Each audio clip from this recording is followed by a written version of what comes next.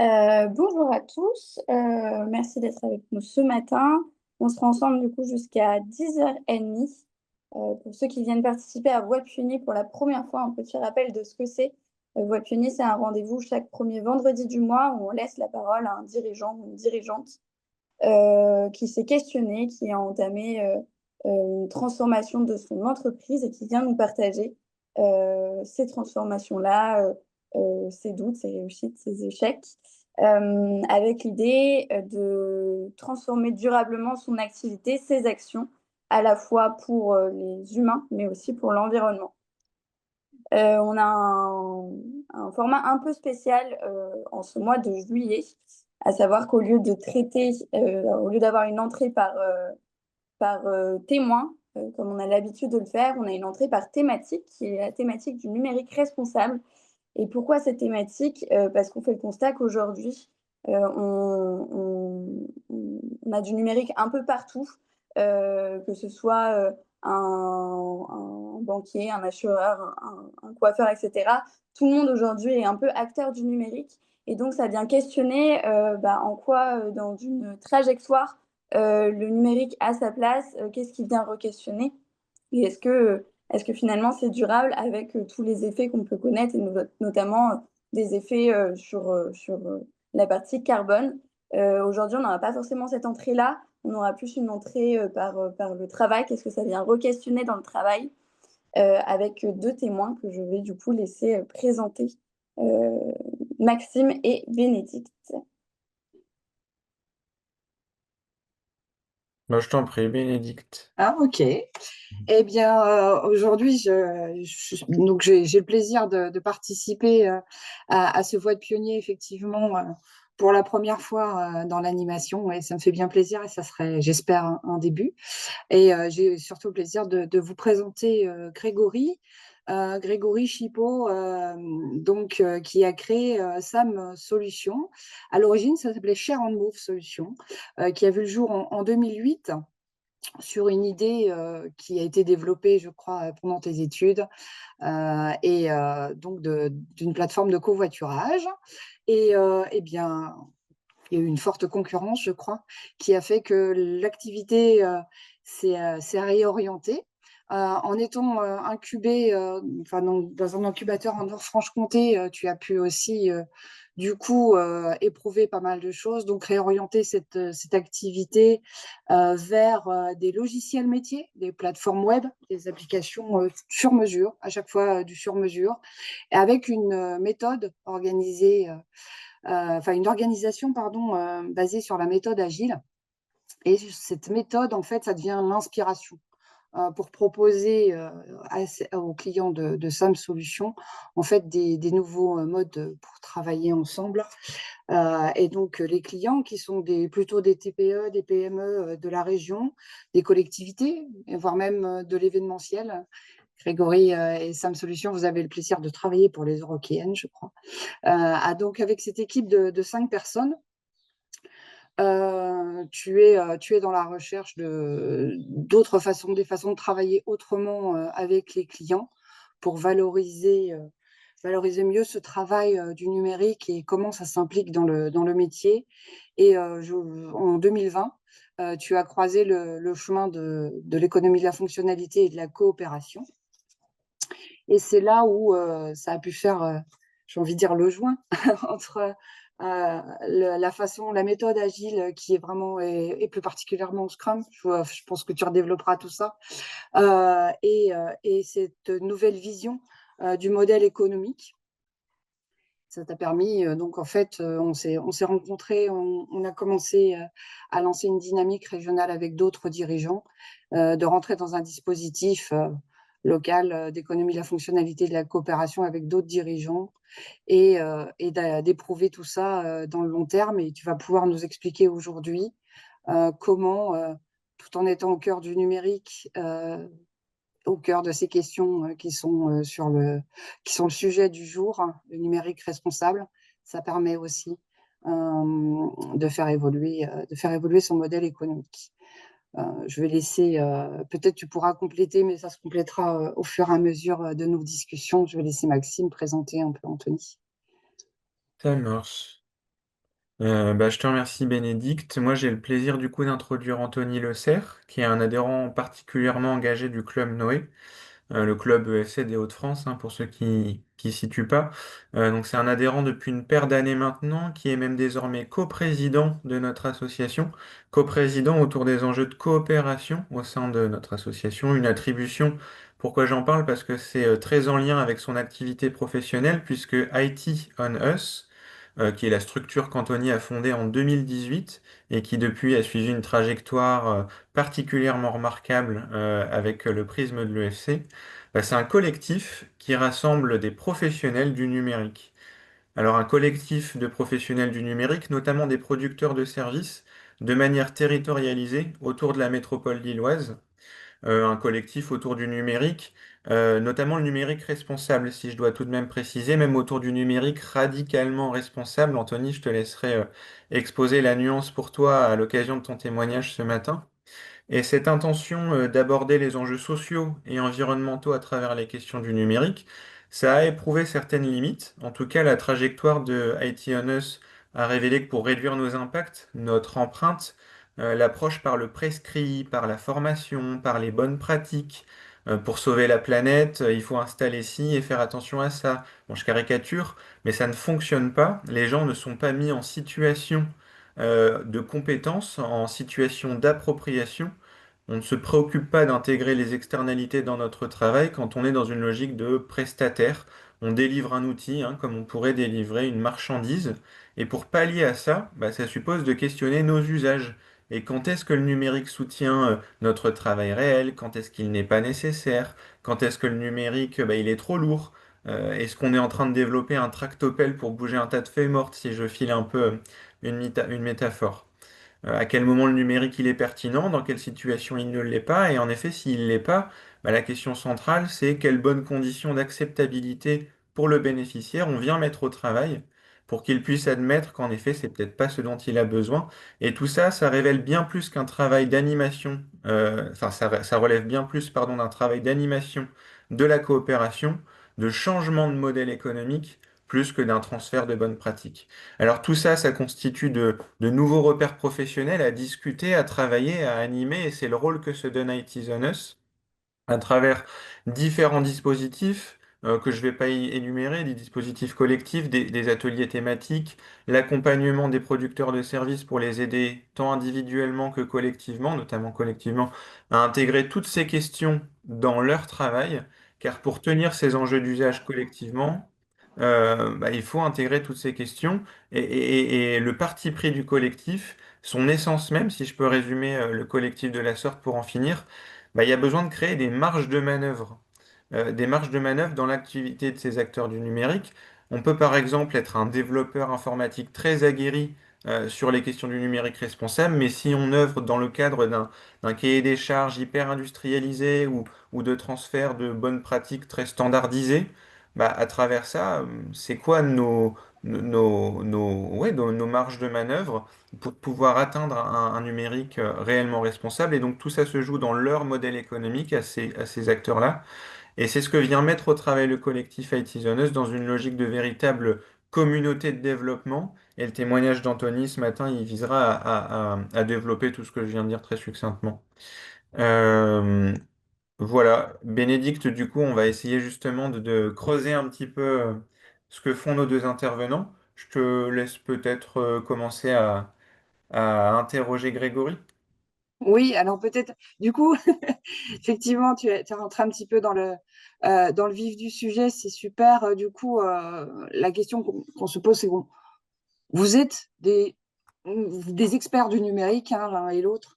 Et en fait, l'idée, c'était de se dire un peu quel avait été le déclencheur et le fait que euh, rester sur la question du numérique pur quand on a ces interactions avec le client n'est pas la solution et comment on en arrive à repenser tout ça. Il commence? Est-ce que je commence ou Anthony commence? Allez-y dans l'ordre qui vous sied. Donc, moi, comment je suis rentré dans le FC, donc si c'est bien ça, c'est que, comme Maxime l'a dit, en fait, c'est que je trouvais en fait, il y avait une incohérence entre la façon de produire un produit, donc ces fameux produits numériques, ces logiciels, ces applis, etc. Et la contractualisation, en fait, comment se jouait derrière la mise en place d'un contrat ou la mise en place d'un partenariat, en fait, ou d'une prestation. Et donc, il y avait vraiment une dissonance pour moi. C'est-à-dire qu'on était sur quelque chose de très prescrit, effectivement, sur une prestation de service en vente de fonctionnalités au tout départ, avec la rédaction d'un cahier des charges. Et puis ensuite, on partait dans de l'agilité, où on se permettait de dire, ben, euh, on peut changer d'avis au cours de route. Et donc là, ben, pour moi, c'était assez difficile de dire, ben, on partait sur un cadre, puis ensuite, dès le moment où on commençait, ben, on respectait pas le cadre quoi, qu'on s'était donné dès le départ. Et donc, voilà, c'était principalement ça, moi, qui m'a fait me lancer dans le C en disant, ben voilà, j'aimerais vraiment travailler cette première partie-là, enfin, même dès la prospection, en fait, dès le premier contact avec un client, un partenaire et pour le rendre justement agile. Et donc, j'avais pas les clés parce que j'avais jamais, en fait, j'avais jamais trouvé en fait les clés euh, pour travailler ce point-là. Et le FC en fait m'a permis de me pencher vraiment sur cette partie-là. Voilà Et, Et et en- je le déclencheur. Ouais. Et je crois du côté d'Anthony, on est sur aussi cette idée de sortir du modèle traditionnel de formation. Euh, on va dire que c'est venu. Il y a il y a plusieurs déclencheurs. Il y a un déclencheur de mes anciennes expériences professionnelles et je me prétends pas expert du numérique, même si j'y travaille depuis très très longtemps. J'ai eu des casquettes de. J'ai travaillé dans des projets quand même en tant que consultant fonctionnel, puis dans le recrutement et enfin en tant que commercial et manager dans des entreprises de services. Et en fait, quand il y a eu une sensibilisation sur les questions environnementales de mon côté et un développement des connaissances et in fine un vrai changement de mode de vie, j'ai voulu appliquer ces questions de transition écologique dans mon boulot. Et dans les entreprises dans lesquelles j'ai travaillé, c'était pas vraiment possible parce qu'on s'est vite rendu compte qu'il fallait beaucoup réduire le périmètre fonctionnel des outils et poser très vite les questions d'usage, j'y reviendrai, mais pris dans une logique de vendre un maximum de jours, d'un maximum de projets les plus grands possibles, on n'avait pas cette possibilité de questionner la pertinence de la couverture fonctionnelle. Et puis, pour les mêmes logiques, il y a eu un peu d'épuisement professionnel de ma part. Un peu fatigué de tout le temps de devoir vendre le plus de projets, les plus gros possibles, le maximum de jours d'intervenants, des consultants informatiques, etc. Et donc, j'ai pris un certain temps pour, un, me ressourcer, deux, euh, commencer à penser le modèle d'IT Zone Us. Et c'est pas parce qu'il y avait création d'IT Zone Us qu'on n'a pas été pris dans une logique industrielle aussi. À un moment où on a commencé pour intégrer des questions, pour prendre en charge les externalités environnementales et sociales du numérique, euh, on est rentré par la forme classique de l'audit du conseil. Ça a montré ses limites également. Et donc ensuite, les déclencheurs, ils sont liés aussi, si je le dis vite,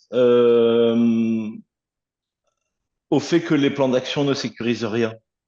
Et la mise en œuvre comme ça, pas penser non plus de manière beaucoup plus haute et juste essayer de faire dans le quotidien avec les gens qu'on a autour qui veulent bien, ça marche pas trop non plus. Donc on était pris dans une impasse d'un côté, il y a des gens en prestation, ils essayent de justement faire leur chemin, créer leur marge de manœuvre et ils sont coincés dans l'approche bonne pratique. Et nous, quand on venait et qu'on faisait un audit environnemental et un plan d'action, dans la plupart des cas, la quasi-totalité des cas, on revient 6 mois, un an après, il n'y a rien qui a bougé. Et donc, c'est ces limites-là qui ont fait que la trajectoire EFC s'est amplifiée. Donc, quand on vous entend l'un et l'autre, on se rend compte que finalement, en tant qu'expert du numérique et volonté de faire du numérique responsable, il y avait une question de posture dans la phase d'accompagnement de vos clients à changer. Et c'est peut-être là où vous pouvez développer l'un et l'autre comment ça se passe.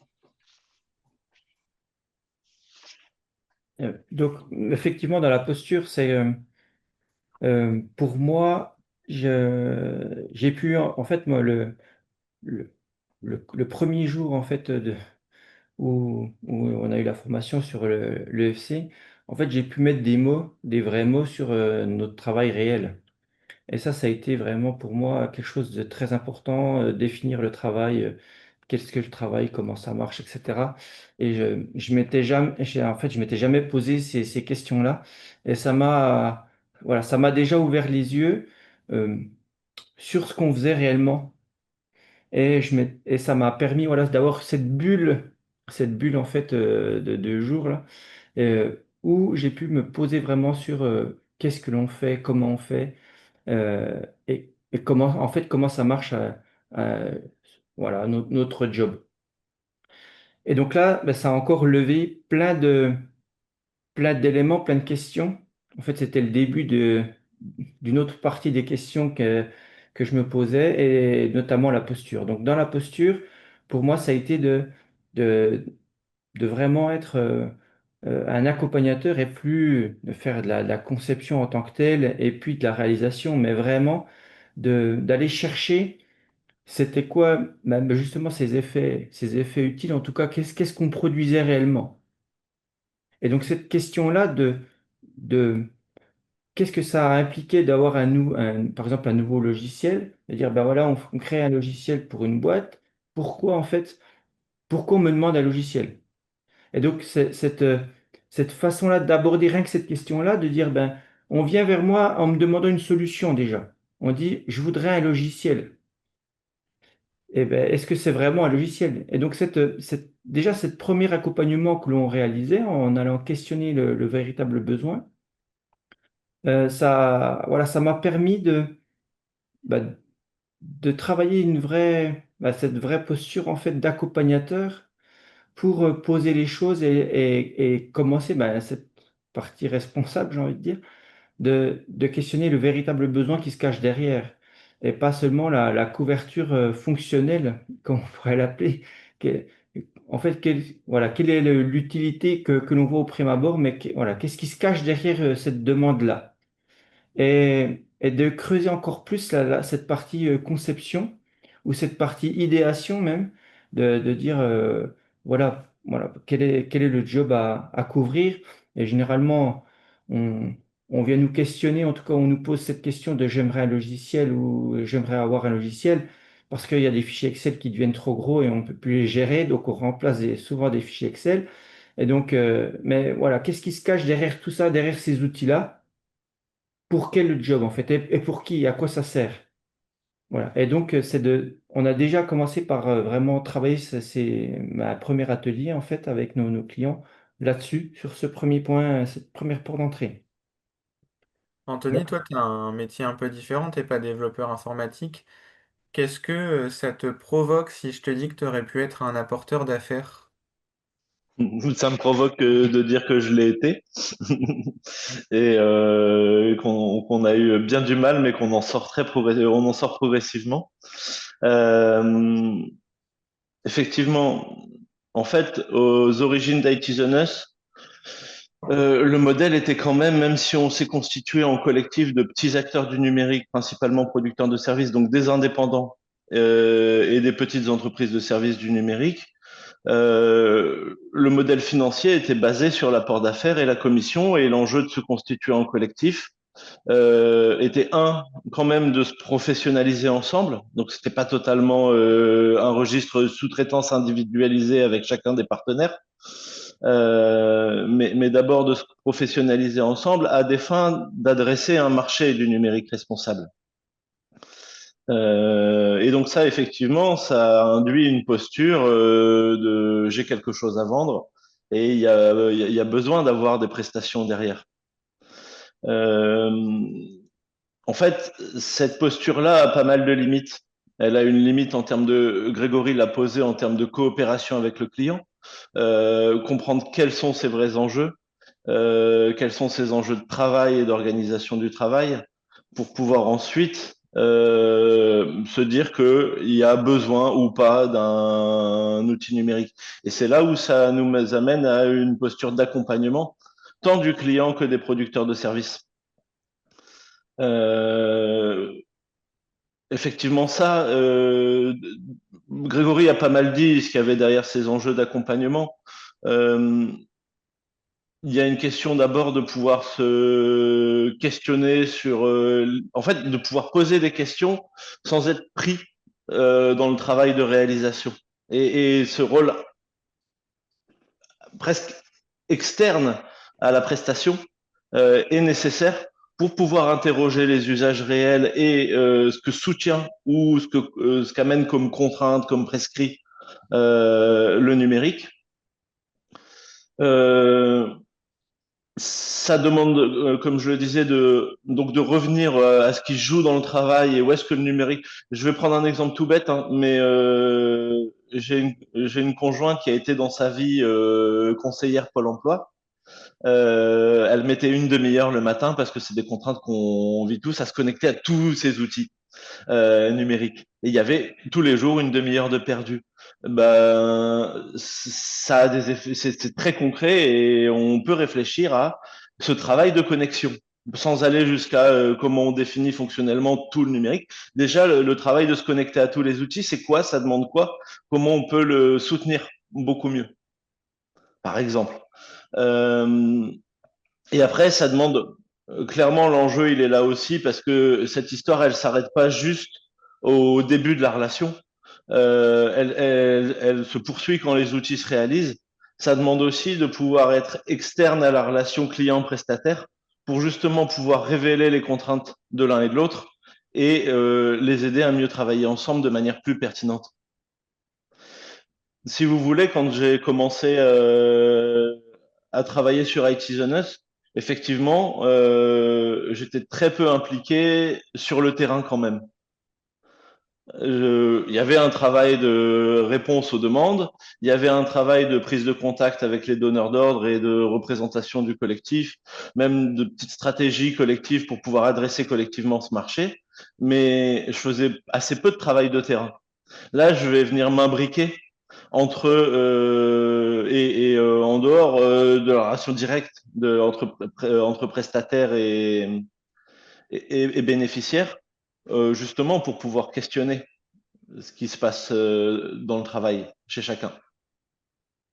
On a une question de Isabelle, peut-être que tu veux la poser, prendre la parole pour la poser. Isabelle Jeannet. On t'entend pas, Moi, je Isabelle. voulais revenir sur ce que disait tout à l'heure Grégory sur le fait de finalement essayer de questionner le client et dans la mesure où ils étaient dans des habitudes de construire un cahier des charges, de demander un logiciel et j'ai en face de moi quelqu'un qui vient remettre ça en cause, ça m'intéresse de savoir comment les clients ont réagi finalement à cette approche assez différentes qui pourraient quelque part remettre en cause leurs compétences, la connaissance de leur entreprise, de leur métier, etc. Eh bien, déjà, la plupart du temps, quand j'ai un prospect qui me demande un logiciel, il me dit, ah, mais de toute façon, moi, je suis pas expert. Et donc, il me renvoie la balle. Donc, il me renvoie en gros cette responsabilité de me dire, ben, tiens, je te donne ça, puis je te donne une solution, et puis ensuite, débrouille-toi, quoi. Et donc, moi, l'objectif, c'est déjà d'y redonner sa responsabilité en un. C'est pas ma demande, c'est sa demande. Et donc après, l'objet pour moi, c'est de lui expliquer que ça, en fait, ça, pour bien répondre à sa demande, c'est comme ça que je rentre, en tout cas, de façon plus light, on va dire, c'est que ben, je dois le connaître et je dois connaître sa problématique. Et c'est comme ça que je rentre tout doucement, en fait, par lui poser des questions et je prends en fait une feuille blanche et je fais exprès de prendre une feuille blanche et je dis, voilà, on est autour d'une feuille blanche, on va pas travailler dans l'entreprise là à ce moment-là, on va se faire voilà, une petite réunion, on travaille pas dans l'entreprise, on va travailler sur l'entreprise. Et donc, on va regarder l'entreprise un peu vue du dessus, et puis on va regarder ce que tu fais, et c'est quoi ta vraie problématique. Et donc l'objet, c'est de le sortir un peu de la boîte, en gros, pour, pour lui permettre de voir un peu les choses différemment. Et j'essaye comme ça, avec ces mots-là, lui faire prendre un peu de hauteur, en tout cas par rapport à sa problématique et à sa demande. Mais effectivement, c'est pas. et- Après, les personnes essayent vite de rentrer dans. Ouais, mais je voudrais pouvoir voir ça comme ça. Clique là, j'ai vu ça là-bas, j'aimerais bien ça. Et donc, mais moi, mon job, c'est toujours de dire, OK, bon, je peux te le noter dans un coin si tu le souhaites.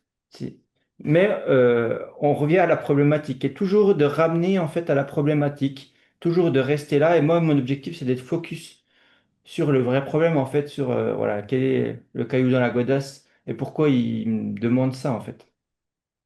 Mais c'est vrai que c'est pas un job forcément facile et moi, je dois être vraiment focus sur ramener pendant toute la réunion en fait. Mais c'est pas naturel et ça, c'est que la première partie.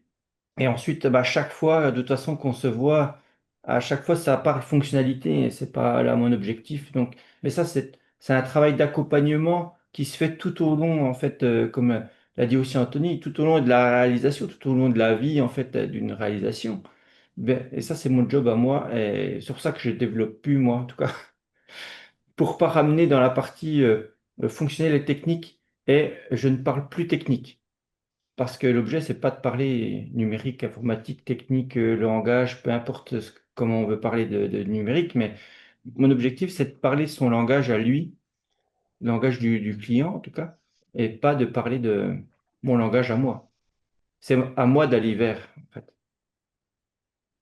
Et je crois que vous avez tous les deux, ça nous permet d'introduire un gros mot, un gros mot de nos référentiels, c'est la réflexivité. Vous avez beaucoup d'allers-retours avec vos clients et peut-être aussi au sein des équipes. Ça peut être intéressant de revoir du collectif IT on Us ou au sein de SAM Solutions.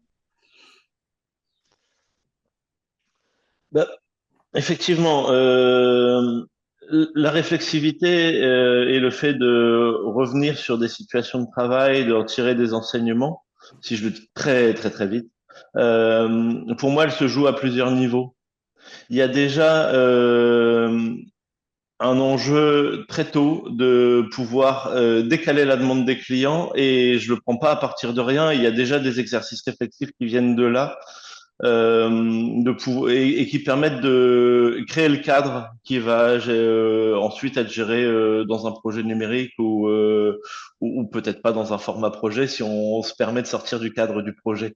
Je sous-entends plein de choses en disant ça, mais vu que je vais aller vite, je ne fais que sous-entendre. On y reviendra sans doute. Euh, donc, créer ce cadre de coopération nous demande déjà de revenir, grâce à la réflexivité, sur les enjeux de travail. Et ensuite, le faire vivre aussi, en fait, tout simplement. Et on va mettre autour de la table des gens qui sont en ce qui nous concerne, on a différents niveaux, hein. Quand on est en intervention côté client pour justement sécuriser un cadre de coopération, on peut être amené à mettre des prestataires qui sont externes autour de la table. Ça peut être les équipes internes qui ont travaillé sur les outils numériques. Euh, Ça peut être des fois juste au sein de cette équipe. Déjà sans la hiérarchie, sans les bénéficiaires, pour créer un cadre de parole libéré et savoir ce qui s'est joué dans le travail de production et comment on arrive à intégrer ou pas les externalités environnementales, sociales, sociétales. Quelles limites les gens rencontrent dans le réel, hein, pas de manière théorique. Ça, c'est un niveau de réflexivité et on va faire vivre le rapport aux besoins réels, à cette expression de besoin, en questionnant le travail en continu. Ensuite, on a une échelle de réflexivité, enfin pour terminer, qui est plutôt à l'échelle du collectif. Entre producteurs de services, comment on va revenir sur les situations qu'on vit dans des cadres d'accompagnement individuel pour donner aux membres du collectif des marges de manœuvre et essayer d'intégrer ces questions d'externalité, essayer d'avoir du temps chez leurs clients aussi. Et il y a des logiques de co-intervention qui sont importantes pour nous en termes de repères d'accompagnement, aller avec nos membres chez leurs clients, pas nos clients à nous, pour pouvoir les aider à révéler le travail réel, leurs vraies contraintes et avoir des marges de manœuvre pour intégrer les externalités sociales et environnementales. Et enfin, il y a un dernier niveau de réflexivité qui est l'accompagnement au sein du collectif, le fait de faire partie d'un collectif d'acteurs du numérique et d'être accompagné sur ces questions de modèle économique. Qu'est-ce que ça produit comme effet? Et ça, on se le pose comme dans une logique d'évaluation trimestrielle, où on revient sur les effets produits par l'accompagnement individuel et collectif. On révèle le travail que ça nous demande aussi en tant qu'accompagnateur, animateur de cette communauté, de produire ces effets-là. Et après, ça lie aussi à des questions d'engagement de ressources qui sont traitées ailleurs. Là, on n'est plus sur la réflexivité, mais des questions d'engagement de ressources et d'engagement de moyens financiers aussi. Élodie, peut-être que tu peux poser ta dernière question. Et j'allais venir dessus. Ouais.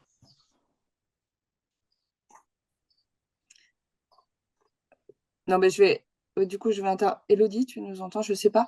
Et c'est parce qu'en fait, on a utilisé beaucoup de fois le terme réflexivité et pour que ce soit clair, peut-être, pour tout un chacun. L'idée, c'est vraiment de pouvoir avoir des échanges réflexifs, hein, comme le terme l'explique, mais vraiment pour reparler vraiment de ce qu'on vit dans le travail et comment tout ça peut nourrir à nouveau ce travail. Et je crois que Grégory, tu peux aussi peut-être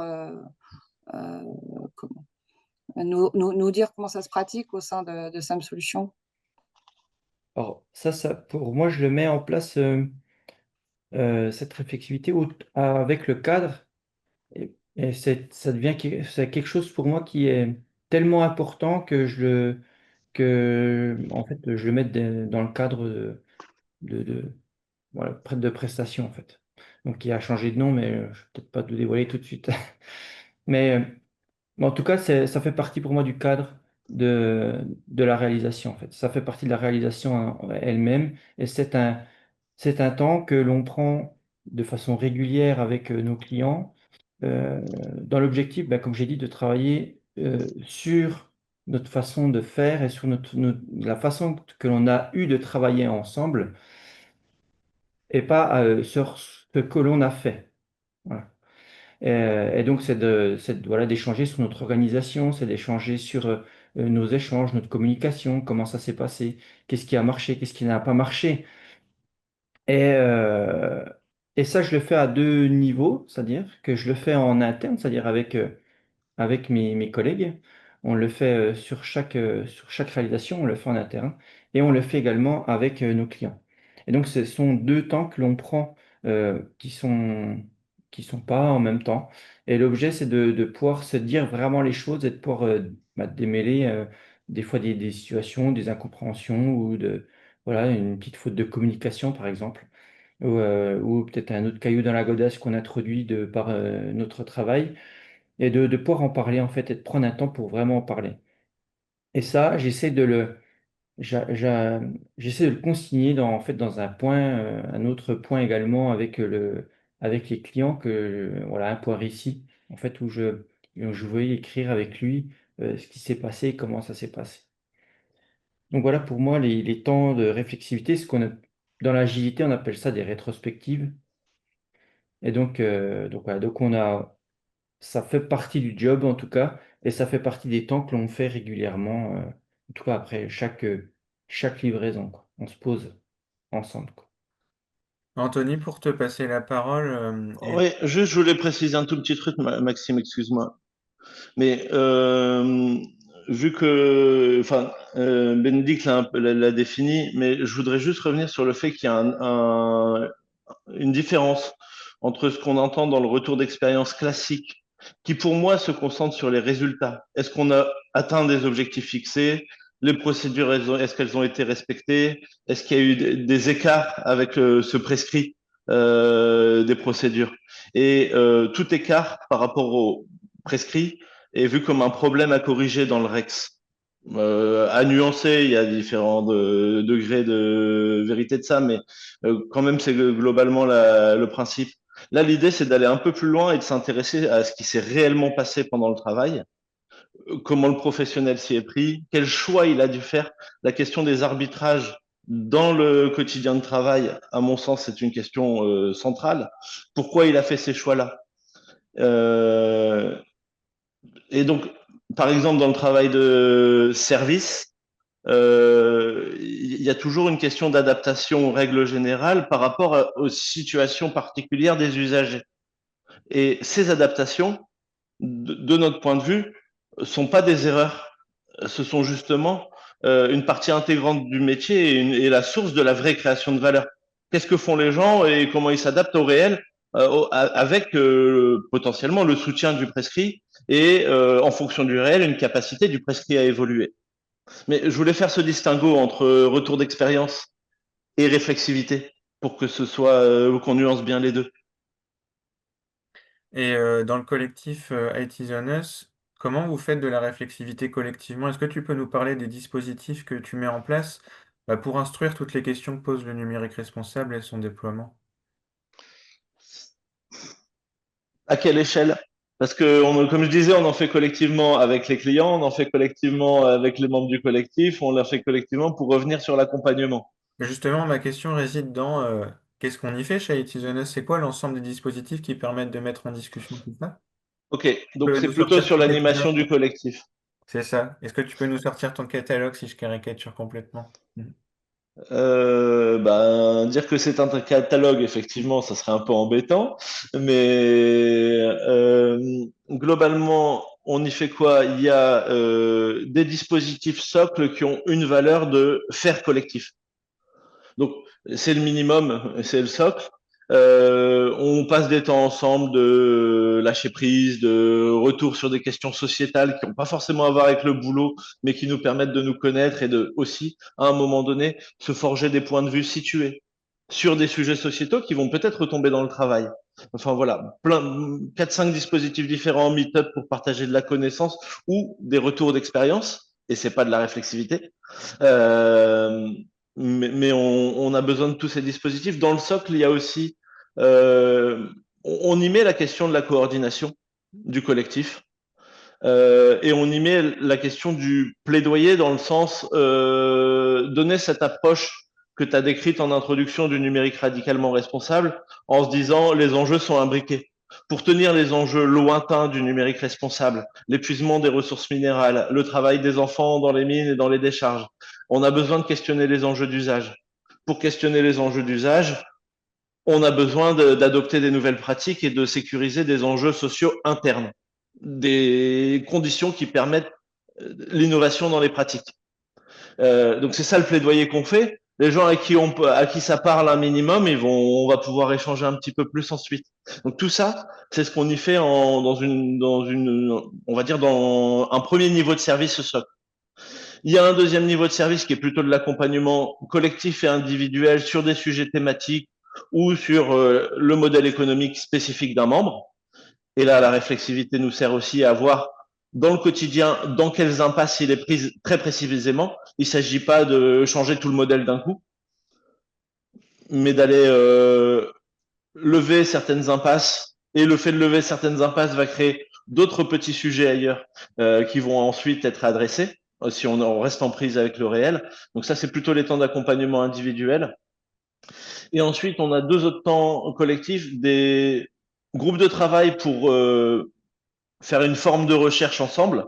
Donc là, on va avoir des GT sur les questions de l'IA, numérique responsable et l'IA, on peut pas y couper, même si on a des positions très prudentes et surtout dans GT par exemple quand même, on va s'interroger sur dans quelle mesure l'IA et à quelles conditions l'IA dégrade ou développe les ressources immatérielles, compétences, confiance, pertinence, santé. Qu'est-ce qu'il faut créer comme cadre pour un bon usage de l'IA et un développement potentiel des ressources immatérielles? L'idée, c'est pas forcément de la rejeter en bloc. Mais voilà, on se questionne sur ce sujet-là dans un groupe de travail. Un groupe de travail sur le modèle économique de la formation, parce que c'est un truc qui nous impacte encore beaucoup. Si je suis schématique, formation égale un nombre de participants, en tout cas en modèle d'affaires, c'est un nombre de participants fois un nombre de sessions, et puis on essaye d'avoir le plus gros volume possible. Sauf que ça, c'est problématique et ça tient pas la sécurisation du pouvoir d'agir, de la capacité à faire derrière. La formation donne des connaissances, mais c'est pas pour autant qu'on est autonome derrière. Un GT sur les questions de santé au travail et un GT sur la question de la relation de service. Mais on vient se professionnaliser et s'interroger collectivement sur toutes ces questions-là. Et après, on a un GT mini-séminaire et séminaire annuel où on va poser des questions de modèle économique du collectif. Comment on s'organise collectivement, comment on sécurise financièrement le collectif, quelles propositions de valeur on a ensemble. Ça de manière annuelle et de manière trimestrielle, plutôt les questions d'évaluation. Il sort quoi du réel? Où est-ce qu'on crée des effets négatifs sur nos membres? Parce que ça peut arriver, ça doit être accueilli. Et où est-ce qu'on crée des effets positifs? Quel travail ça demande? Quelles ressources il faut engager? Et enfin, une commission de gouvernance qui, pour la partie animation du collectif, nous permet de piloter les ressources et copiloter financièrement aussi le collectif. Regardez si, en fait, ces niveaux de service permettent de dimensionner des adhésions. Regardez si ce dimensionnement des adhésions sécurise bien tout le monde collectivement. Merci. Voilà, ça c'est les différents niveaux de service dont tu voulais que je déroule. Et justement, je fais lien entre ce que tu viens de dire et une question dans le chat. Alors, je la lis, si je peux me permettre. Bonjour, justement, quelles possibilités pour minimiser l'impact environnemental? Déjà, la première étape de questionner... Hop, je vois plus rien. Déjà, la première étape de questionner la réalisation d'un projet, mais ensuite, peut-être dans quelle autre mesure? Alors, l'idée, c'est pas de te faire répondre à la question, mais aussi de préciser que ce que tu viens de dire, c'est la raison même d'un collectif de professionnalisation, c'est-à-dire que oui, il y a une approche des projets de développement numérique qui est de questionner les usages, le pourquoi faire, en gros. Ce qui suppose du coup qu'après la suite, c'est situationnel. On ne peut pas avoir un catalogue de services, tiens, ce projet-là, c'est ça, et ben la réponse, c'est ça. C'est d'ailleurs une logique très propre à l'EFC. Il n'y a rien qu'on ne peut caser dans un catalogue. On essaye de fuir cette logique de catalogue dans l'EFC. Et donc justement, l'intérêt d'IT Zone Us et l'intérêt aussi de la méthodologie de travail de Grégory, c'est de supposer qu'on n'a pas de réponse. C'est pas une rencontre entre une offre, entre un besoin et une offre, comme ça, une demande, une offre qui se rencontre sur un marché. C'est la rencontre entre une problématique particulière, oui, toujours éminemment singulière, et puis des compétences. La compétence de Grégory qu'il a à re-questionner le projet de développement informatique, la capacité que développe au sein de son écosystème Anthony d'avoir des repères communs et partagés sur bah, c'est quoi le numérique, pourquoi faire le numérique, quelles bonnes conditions de déploiement pour le numérique, comment on fait pas du numérique pour qu'il soit jetable le lendemain parce qu'on a un projet et en fait c'est pas pensé durablement. Donc c'est ce pour dire que c'est pas une histoire de bonne pratique encore une fois, mais c'est une question de comment on travaille autour du numérique. Bon, si je résume très succinctement. Et pour continuer sur les questions, je continue de les lire pour satisfaire toutes les demandes. Comment cette manière d'aborder le numérique avec vos clients se traduit dans vos propositions de valeur, de devis, nomination et chiffrage, etc. Peut-être pour faire tourner la parole, Grégory, est-ce que tu peux nous parler de ton modèle de contractualisation? Oui. Et puis en même temps, ça me permettra de revenir juste, j'ai un petit point qui me vient sur la question d'avant. Donc, jusqu'à maintenant, je parle de clients. Et en fait, un des virages que j'ai pris l'année dernière, c'est encore tout frais, pâture fraîche, attention, c'est que mon objectif, en fait, c'est d'arrêter toutes les prestations. C'est de faire que des conventions de partenariat, des conventions de coopération, de partenariat même, et d'enlever tout le mot prestation de mon vocabulaire et même le mot client, et d'avoir que des partenaires. Pour moi, c'est déjà un job de travail de la posture, parce que quand on est client-fournisseur, voilà, il y a une certaine hiérarchie, en tout cas, dans, dans, dans la posture, dans la tête. Et donc là, mon objectif, c'est d'être partenaire. Donc, c'est d'être au même niveau que mon partenaire, en fait. Et pour ça, en fait, j'ai retravaillé totalement le cadre de ce que je proposais. Et j'ai tout réécrit. Donc, je me suis mis sur, pareil, j'ai fait comme avec les partenaires au début, je l'ai fait pour moi. Je me suis mis sur une feuille blanche, enfin un Word blanc, et puis j'ai commencé à écrire. Et j'ai écrit en fait de façon très, j'ai voulu écrire de façon très simple et très directe ce que je souhaitais dans la relation avec l'autre, dans la relation, comment ça allait marcher en fait, quel cadre on met ensemble. Et donc, dans cette convention, ben, voilà, j'explique que ben, si on a un truc à se dire, on se le dit, que on a la parole très directement, que euh, on travaille de façon agile, c'est-à-dire qu'on ne définit pas tout au début et puis ensuite on rechallenge au fur et à mesure ce que l'on fait. Et puis, j'échange aussi sur tout ce qui est propriété intellectuelle et voilà, des choses comme ça. Et là, en fait, la thématique et l'objet de cette convention, c'est on fait ce qu'il faut. Et donc, vraiment, c'est on fait ce qu'il faut. Donc, j'ai plus de catalogue, effectivement, en disant, ben voilà ce qu'on fait. Donc, j'ai décrit, parce que il faut voilà, remettre des mots aussi communs là-dedans, mais c'est de dire, voilà, on fait ce qu'il faut. Donc, c'est-à-dire que si il faut qu'on fasse un atelier d'idéation, ben on le fait. S'il faut qu'on fasse du développement, on le fait. S'il faut qu'on fasse de la mise en ligne, de l'hébergement, de la maintenance, du débugage, un atelier de formation ou je ne sais pas quoi, eh bien on le fait. Et l'objet, c'est pas de dire, voilà, on va passer tant de temps là-dessus, tant de temps là-dessus par poste. C'est-à-dire, ben, en fait, je dis on fait un CDI, une convention à durée indéterminée, parce qu'en fait, les outils numériques, c'est vivant. Et donc, il faut, dès le moment où on met le doigt dedans, en fait, ben, c'est pour du long temps, enfin, voilà, du moyen long terme, on va dire. Parce que de dire on fait un outil pour l'arrêter dans 3 semaines, ça sert à rien. Et donc, on part plutôt sur du long terme. C'est pour ça que je parle de CDI. Et l'objet, c'est de dire, ben, s'il faut, voilà, au début, on va peut-être mettre en place pas mal de choses, en tout cas pas mal de réflexion, de développement de lignes de code. Mais aussi, on peut s'arrêter. Voilà. On peut s'arrêter un temps, mais c'est un temps qui sera maîtrisé. Et donc, cette convention, elle est basée sur l'agilité, j'en reviens, puis ça me permet de faire le lien avec la question juste avant. Et comment on peut aussi minimiser l'impact dans le temps, ou en tout cas dans la phase de réalisation, c'est que quand on fait donc un développement numérique, je sais pas, un logiciel, je prends toujours cet exemple-là, eh bien, généralement, on dit, bah voilà, on fait un cahier des charges, qui prend déjà pas mal de temps. Ensuite, on fait l'effet boîte noire, on développe, nous, voilà, dans la boîte info, on développe. Et puis, pof, tada, il y a le résultat qui vient à un moment donné et qui vient en ligne ou qui doit s'installer. Et donc, les utilisateurs, ensuite, doivent être formés sur quelque chose qui a été réalisé. Et donc là, l'objet, dans l'agilité en tout cas, et dans ce que l'on veut faire au maximum, c'est de découper tout petit. C'est-à-dire qu'on va faire une vision. Donc, c'est pas un cahier des charges, ça s'appelle un document de vision. Donc, c'est la vision qui est, voilà, qu'est-ce que tu vois, de quoi tu as besoin et pour qui. Et ensuite, ça, c'est quelque chose qui va être très succinct et écrit très simplement et sans termes techniques. Et ensuite, on va réaliser des petites itérations de 15 jours jusqu'à 3 semaines. On va pas au-delà. Et donc, ça veut dire que dans cette boucle-là d'agilité de 3 semaines, on va concevoir ce qu'on doit faire, on va le réaliser. Donc concevoir, c'est-à-dire on va poser un objectif, on va dire on a un objectif à atteindre, c'est celui-ci.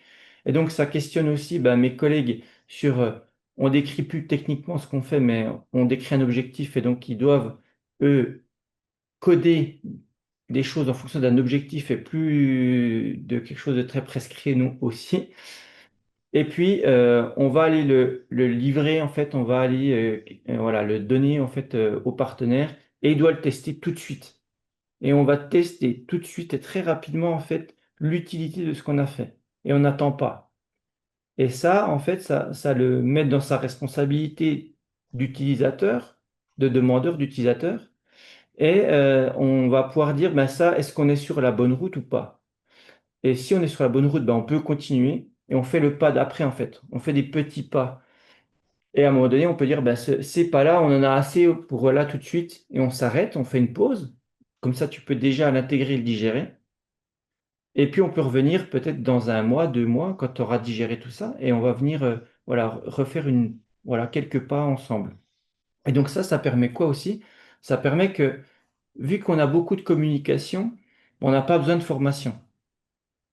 Donc, on n'a pas besoin de former en fait les utilisateurs parce qu'ils sont intégrés directement dans la réalisation. Et ça, ou en tout cas, si on n'a pas tous les utilisateurs, on a des ambassadeurs. Et c'est-à-dire que eux vont ensuite aller transmettre voilà, ce qui a été fait auprès de la communauté d'utilisateurs. Et donc moi, nous, on fait très, très, très, très peu de formation. Mais voilà, après, s'il faut en faire, on en fait. Mais c'est pas quelque chose qu'on souhaite faire parce qu'on souhaite justement les ramener dans cette phase-là de réalisation avec nous. Et donc tout ça, en fait, ben, c'est ce que je décris, cette façon de faire, ce découpage, etc. Ça, c'est ce que je décris dans cette convention de coopération de partenariat. Et j'ai également, voilà, petite touche, j'ai enlevé mes conditions générales de vente parce que c'est quelque chose qu'on ne lit pas et donc je souhaite être transparent. Donc j'ai enlevé ça et j'ai essayé de remettre les petits bouts qui étaient vraiment super importants, en tout cas, dans la convention. Et cette convention-là, je la lis en fait. Je la lis, donc on se met autour d'une table avec enfin, le futur partenaire qui ne l'a pas encore signé. En tout cas, je la lis. Et l'objet, c'est que s'il y a des choses qui ne conviennent pas, que je dois expliquer ou qu'on souhaiterait ajouter parce qu'on a un cadre, on a un environnement différent ensemble par rapport à ma base, eh bien, voilà, on change en fait. C'est un document de travail. Et comme ça permet de rendre vraiment travailler la transparence et l'aspect direct en fait de cette première relation et de créer ben, notamment de la confiance. Merci Grégory. Et donc, pour situer quand même à l'auditoire, ça c'est la logique de conventionnement de Grégory, mais il y a mille et une façons de penser son mode de conventionnement. Il y a pas une logique EFC qui dirait il faut que tout le monde fasse ça. Et ce qui me permet d'ailleurs de pouvoir peut-être passer succinctement la parole à Anthony.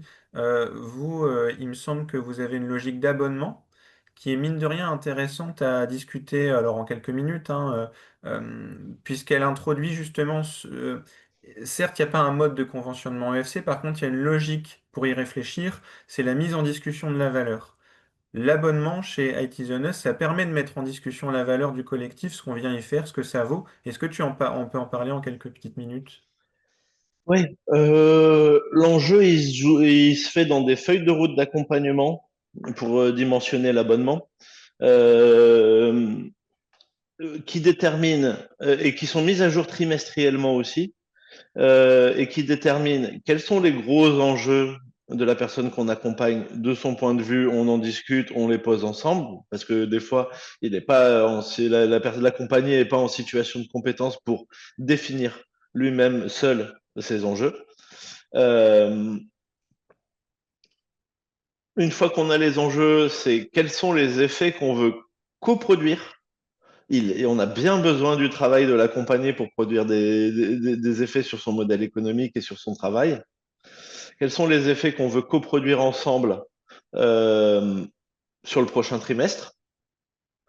Et une fois qu'on tient ça, on peut venir réfléchir ensemble à quelles ressources dans les différents dispositifs que j'ai partagés, et puis on les détaille. Il y a les grands types de dispositifs que je viens de partager, mais dispositif par dispositif, on détaille ce qui est pertinent au regard des effets à coproduire sur le prochain cycle. Euh, et euh, on les choisit au regard de la dépense acceptable de temps de l'accompagner. Il est souvent en prestation à côté de son temps d'accompagnement. Il a des projets quand il est directeur d'une entreprise. Il ne peut pas passer 5 jours par mois à être accompagné.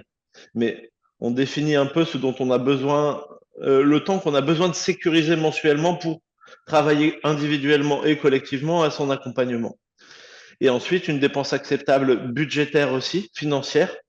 Euh, où est-ce qu'on va se limiter dans les ressources qu'on engage au regard de la capacité financière et de la valeur perçue par l'accompagnement euh, de la part de l'accompagné. Donc tout ça nous permet au regard des enjeux de chacun, si vous voulez, de définir des services à la carte sur une période donnée, qui vont permettre d'associer ça à du temps réservé en fait, pas forcément produit, mais on a besoin de sécuriser ses capacités de production, du temps réservé dans l'agenda d'une équipe d'animation et d'accompagnement où je suis pas seul. J'ai besoin pour ça aussi d'être accompagné par d'autres partenaires qui sont aussi membres du Club Noé, pour les citer notamment les équipes d'ANEIS, cabinet de conseil et d'accompagnement sur les questions de stratégie de développement. Et on fait ces accompagnements ensemble. Donc, in fine, on arrive à une cotisation. Je vais quand même donner un petit mot. Je sais que Maxime, tu m'as demandé d'être succinct, mais je vais quand même dire un petit mot de comment on calcule cette cotisation. On a dit qu'on avait du temps réservé. Par contre, c'est bien, on a calculé au regard des ressources dont on avait besoin pour animer le collectif sur un mois. On a calculé une base, un coût mutualisé d'une demi-journée. C'est pas un TJM, parce qu'un TJM permettrait de dépasser les besoins dont on a besoin, les besoins financiers du mois dont on a besoin pour animer le collectif. Et quelque part, on dépasse, tant mieux, ça fait de plus en plus de marge. Là, on sait qu'on a besoin d'une certaine quantité de ressources qui est fixée. Et en fonction de l'usage des services, on s'est ramené au coût mutualisé d'une demi-journée de ces ressources. Et donc, en réservant des temps dans les agendas de chacun pour sécuriser les dispositifs d'animation, qu'on vient bien recompter en demi-journée, on arrive à se rapprocher d'un coût mensuel moyen. Et après, on pilote ça collectivement, voir si ça tient et si ça permet, la somme des contributions individuelles permet de sécuriser les ressources d'accompagnement du collectif. Mhm. Et du coup, là, on a deux questions et je trouve que ça rebondit pas mal par rapport à ça. Je vais passer à la deuxième en premier. Est-ce que ça marche avec tout type de clients? C'est la question de Cyril. Qui sont vos clients? Est-ce que vous arrivez à vous faire entendre avec des grands comptes aussi? Et comment vous amenez tout ça? Et je pense qu'on passera à la question des écueils peut-être après, si ça vous va. Tu veux prendre, Grégory? Comme tu veux, ouais. On alterne un peu comme ça, je bois un peu de flotte. Ok. Alors, les clients, effectivement, ou en tout cas les partenaires pour moi, c'est que ça marche pas effectivement avec tout le monde. Ça marche pas avec tout le monde parce qu'il y a une question de aller, il y a voilà, on va dire, d'ambition ou de valeur d'entreprise, etc.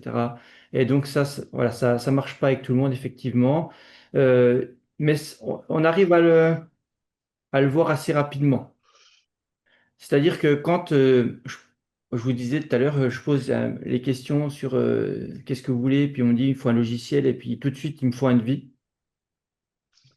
Et je dis ben, ça va être compliqué comme ça, ça va être compliqué. Et donc j'ai dit ben, moi je ne fais pas de devis par exemple. Donc je fais des estimations.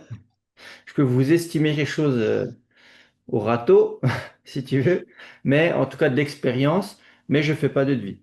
Et donc après on dit oui, mais voilà, il me faut un devis. Et je dis ben voilà, moi ça sera à l'estimation, mais je n'aurai pas de document officiel qui s'appellera devis, quoi.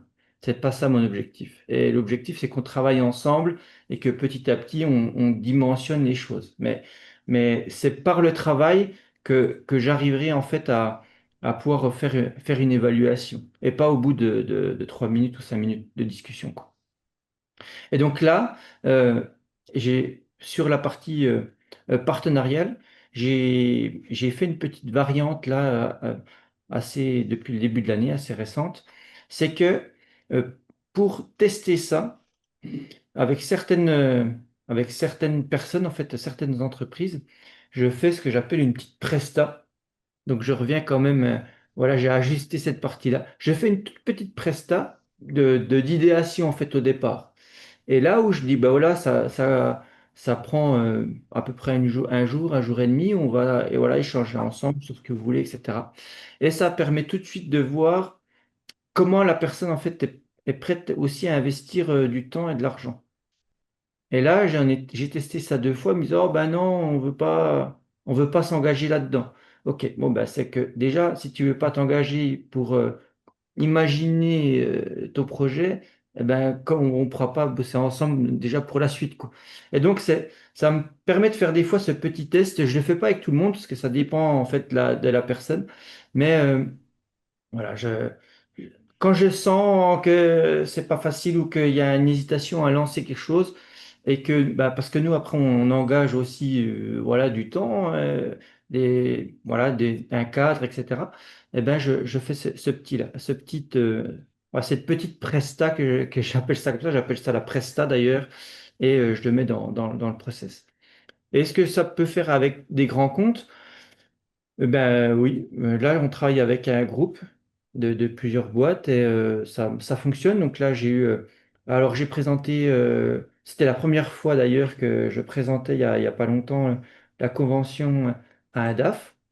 Et donc j'ai lu avec lui et il m'a dit en fait, ouais, c'est simple, c'est pragmatique, ça me va. Il me dit, bon, on a ajusté quand même quelques lignes, mais il m'a dit au final, ça va, c'est pas si, voilà, ça me dérange pas.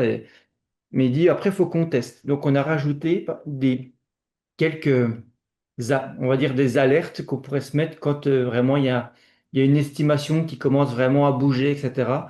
Et donc, c'est surtout au début, j'ai dit, bah, écoute, pour te rassurer, pour travailler justement cette partie confiance des ressources immatérielles, eh bien, on va faire ces alertes plutôt au début. Comme ça, bah, tu verras bien qu'on arrivera à travailler ensemble et, et que si des fois on voit qu'on dépasse en termes de temps, en termes de budget, etc., eh ben, à ce moment-là, on t'alertera le plus tôt possible et comme ça, tu pourras essayer de maîtriser en fait de ce qu'on fait.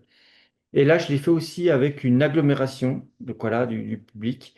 Et on a réussi à faire, à travailler en agilité avec eux. Et donc ça, c'était vraiment cool. Et ça n'a pas été du tout facile au début. Mais en tout cas, voilà, ils en sont très contents. Et donc ça, bon, ça, là, je vous raconte que du positif, en tout cas. Et je vois qu'il y a une question sur les écueils. Mais on y reviendra peut-être un petit peu après. Je te laisse la parole.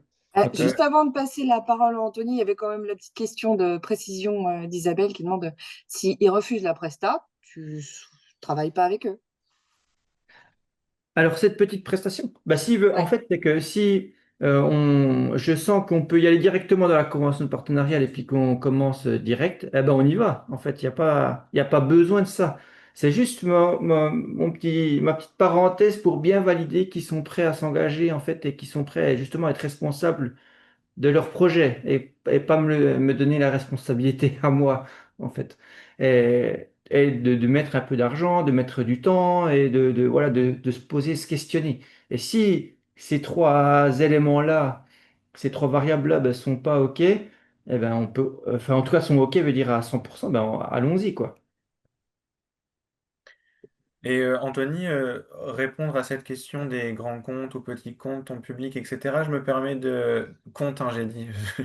Je me permets de compléter la question par est-ce que tu t'adresses uniquement aux dirigeants? Est-ce qu'il n'y a que le commanditaire qui a droit à la parole dans toute cette histoire? Je voulais essayer d'être succinct. Si tu rajoutes des questions. On a le temps. Euh, euh,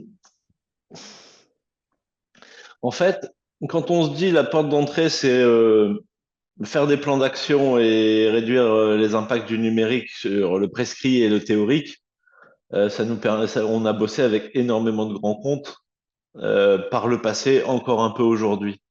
En réalité, par contre, quand on se pose, si je le dis vite, mais je pense que vous avez compris le propos quand on a parlé de la réflexivité, quand on dit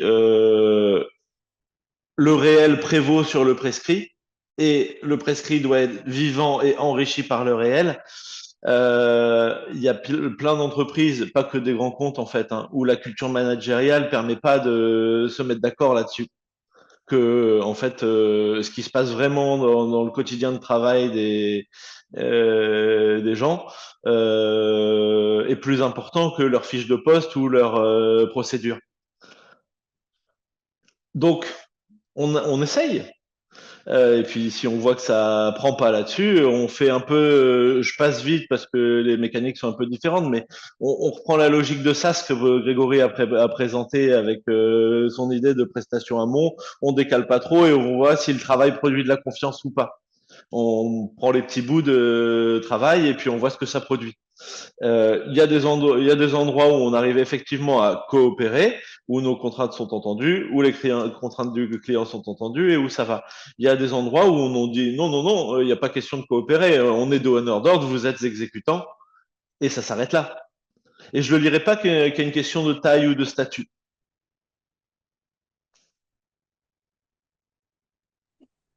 Donc on a une capacité aujourd'hui aussi amenée, je tiens à le dire, par le fait qu'il y ait en fait différents modes d'intervention.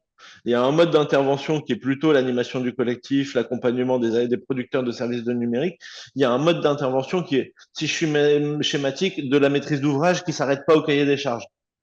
Et dans les deux cas, on peut très bien dire non, quelqu'un rejoint pas le collectif parce qu'on n'arrive pas à tenir cette vision commune que le réel prévaut sur le prescrit. Ou on peut très bien dire on fait pas une maîtrise d'ouvrage parce qu'on est dans une posture d'ordre ou qu'on a cette même prédominance du prescrit sur le réel. Hmm. On a fait Mais un... pardon, c'est ça que je disais, Maxime, j'ai perdu le fil. Il y a aussi la capacité financière qui est amenée par les cotisations récurrentes et l'animation du collectif, qui fait que pour sécuriser les besoins globaux de l'entreprise, j'ai pas besoin de la même quantité de prestations qu'avant ou de maîtrise d'ouvrage en parallèle, même si on est moins dans la logique de prestation, de maîtrise d'ouvrage que je ne faisais avant.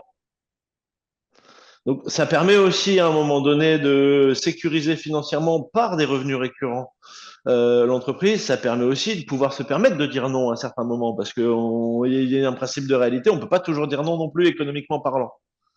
Il faut pouvoir créer les conditions en amont de cette sécurisation financière. Hmm. La question des écueils, je vous propose, si vous le voulez bien, de la garder pour la fin de nos échanges. Un peu comme si, vous voyez, c'est génial tout ça, hein, mais c'est plus complexe que ça en a l'air. Là, on a quand même fait un joli tour de votre modèle économique. Par contre, j'aimerais bien qu'on puisse passer un petit peu à un temps où on zoomerait sur votre travail. On voit bien que tout ça relève d'enjeux de coopération. La coopération, une définition qu'on ne cesse de rabâcher, c'est le partage des contraintes des uns et des autres dans notre propre travail, réciproquement. Comment ça s'anime? Tout ça, ça relève de votre manière de travailler, mais très opérationnellement dans votre quotidien, où ça se joue, comment ça se joue, comment vous décomposez vos efforts pour justement tenir ces enjeux d'animation, de la coopération. Et je dis tenir ces enjeux d'animation de la coopération parce que vous avez aussi un rôle de garant de la coopération. Vous n'êtes pas n'importe qui dans la relation de service. Comment ça se maintient tout ça? Euh, ce- Grégory ou Anthony, celui qui est le plus inspiré, prend la parole. Et ben, moi, je peux, comme on dit qu'on alternait, je vais commencer. Euh, en fait, ouais, c'est du vrai management, en fait. Pour moi, c'est de vraiment travailler, en fait, mon management, que ce soit en interne ou en externe, quoi. Depuis quelques temps maintenant et de par le parcours, ça m'a fait beaucoup réfléchir à ça, sur ben, comment améliorer mon curseur déjà interne. J'ai commencé par l'interne, parce que c'était aussi plus facile pour moi, mes collègues sont à côté de moi, et donc on se connaît mieux. Et en fait, je consacre du temps. Voilà, toutes les semaines, je fais un petit entretien, toutes les semaines, un petit entretien individuel, toutes les semaines avec tous mes collègues. Bon, on est cinq, donc ça va, ça ne prend pas non plus trop de temps, mais voilà, en tout cas, on échange sur leur travail, sur leur réel, en fait. Et ça, toutes les semaines. L'objectif, c'est qu'on soit proche. Euh, et ensuite, l'objectif, c'est de pouvoir aussi les amener à l'externe. C'est-à-dire que j'ai déjà travaillé ça et questionné et on travaille ensemble à coopérer déjà en interne et à bien se connaître en fait. Donc, on a les temps individuels, on a des temps, euh, tous les mois, on fait un travail réflexif sur notre mois. Et donc, on a à peu près 2 heures où on va se questionner et on va pouvoir dire très librement, et l'objet, c'est d'être très, très libre, de dire voilà ce qu'on a fait, ce qu'on a bien fait, ce qu'on a mal fait, ce qu'on pourrait inventer comme nouvelle pratique, ou, voilà, et qu'est-ce qu'on doit faire. On met un plan d'action derrière. L'objet, c'est de ne pas rester non plus en disant, bah voilà, il s'est passé ça, à la suite au prochain numéro. Non, c'est d'aller vraiment dans l'action. Et c'est parce que moi, je crois vraiment que c'est celui qui fait qui sait. Et donc, l'objet, c'est de les amener en fait à échanger même ensemble euh, pour, euh, pour créer de la connaissance plus générale. Et ensuite, avec l'externe, avec les partenaires, donc j'en ai parlé un petit peu avant, c'est d'amener ce point réflexif en fait régulier, et donc de dire on livre quelque chose et on fait des espaces-temps entre 15 jours et 3 semaines. Et donc à chaque fois, on fait un temps réflexif toutes les 15 jours ou toutes les 3 semaines quand on est en phase de réalisation. Puis après, on fait ça un peu de façon plus lointaine, on va dire tous les mois et demi à peu près, un mois et demi, avec les partenaires où c'est pas, on n'est pas ouais, actif dans la phase de réalisation. Et donc l'objet là, c'est de garder en fait, c'est de communiquer et de garder le lien. Et c'est de prendre du temps. Pour moi, c'est vraiment c'est de donner du temps et c'est de prendre du temps pour ça. Et donc, c'est pas forcément de prendre des milliers de temps, mais c'est en fait de prendre voilà, une demi-heure, un petit coup de fil, etc. Et c'est de garder, en fait, de travailler la relation, en fait. Et donc, ça, et je le fais voilà, régulièrement. Et je fais un petit point récit, c'est-à-dire que voilà, je note ce qui s'est passé, ce qui était bien, pas bien, et justement ce qu'on doit améliorer. Et puis, il y a un autre point, c'est de lier. Après, j'ai essayé de lier l'interne, on va dire, enfin mes collègues, a aussi à l'externe. Parce qu'en fait, il n'y avait que moi qui allais aussi avant chez les partenaires. Et donc, c'est moi qui me faisais relais du travail. Et donc là, depuis maintenant, on va dire à peu près 2 ans, vu que celui qui fait, qui sait, c'est mes collègues qui viennent chez les partenaires. Et donc, moi, je fais que l'introduction, je mets le cadre et voilà, parce que je les connais bien les deux. Et donc, l'objet, c'est je travaille ce cadre et ensuite, c'est mes collègues qui expriment leur travail. Et donc, c'est pas facile forcément pour eux parce que ils ont quand même choisi un job de développeur informatique et où ils aiment bien être derrière des écrans. Et donc, là, l'objet, c'est d'aller, j'en vois un qui rigole. Euh, c'est là que je les sors en fait de leur écran pour aller présenter vraiment leur job. Et donc là, c'est pas forcément simple. Et donc on travaille aussi leurs compétences là pour pouvoir communiquer voilà sur vraiment l'objectif et pas seulement rester dans la technique. Et donc voilà c'est ce lien-là aussi qui fait que ce triptyque-là qui fait que ça marche plutôt bien. Et puis ça moi ça m'a fait aussi gagner du temps. C'est-à-dire que avant, comme j'étais tout seul à aller et que je devais prendre des notes, enfin écouter, prendre des notes et puis revenir et transmettre ce que j'avais compris à mes collègues pour s'il y avait des ajustements à faire et pour la suite, ben là en fait j'ai plus besoin de le faire parce qu'ils sont là. Donc en fait ils récupèrent tout de suite les informations. S'ils ont des questions qui sont plus pertinentes que les miennes, eh bien ils les posent directement et comme ça tout, en fait on gagne tous du temps quoi. Et le lien est très direct. Tu as dit le mot temps à peu près 27 fois. Ça a son importance à travers la question. Il y a beaucoup de questions de temporalité quand on est dans la relation de service et non plus dans la transaction très autour de la marchandise, quoi, autour de l'objet qu'on est en train de vendre et d'acheter. Cette notion de temps, Anthony, est-ce qu'elle se joue aussi pour toi? Est-ce qu'elle se joue uniquement en amont de la prestation, de la relation? Ou est-ce qu'elle se joue aussi dans un temps plus lointain, qui est celui de l'aval du projet? Est-ce que tu peux en dire aussi quelque chose de cette notion de temps dans ton travail d'animation de la coopération et dans les relations que tu as au sein du collectif? Non, bien évidemment que ça joue dans la durée. Et ça joue dans la durée et dans l'attention aussi à, si tu veux, quel interlocuteur on a en face en tant qu'accompagné, que ce soit une organisation ou un membre du collectif. Euh, et en fait, puisqu'on traite quand même beaucoup aussi de questions de santé au travail, j'ai des temps d'accompagnement où l'état actuel d'une personne n'est pas celui qui est né, et ça fait que c'est pas la même personne que j'aurai sur le mois d'après. Et donc il y a énormément d'attention qui est prêtée au contexte et pas que aux traits de caractère des personnes dans les temps de travail. Dans quels états elles arrivent, quelle est leur actualité, est-ce qu'elles sont blindées, est-ce qu'elles peuvent, voilà. Et à un moment donné, je prenais presque les absences à des événements du collectif, à des temps d'accompagnement collectif ou à des événements lâcher prise, etc. Comme je les prenais mal, mince, on a 6 participants ce mois-ci sur les 15 du collectif, etc. Et en fait, quand on est à l'écoute de ce qu'ils jouent et pourquoi ils viennent pas, etc., il y a des éléments qui sont très, très contextuels en continu. Et ensuite, il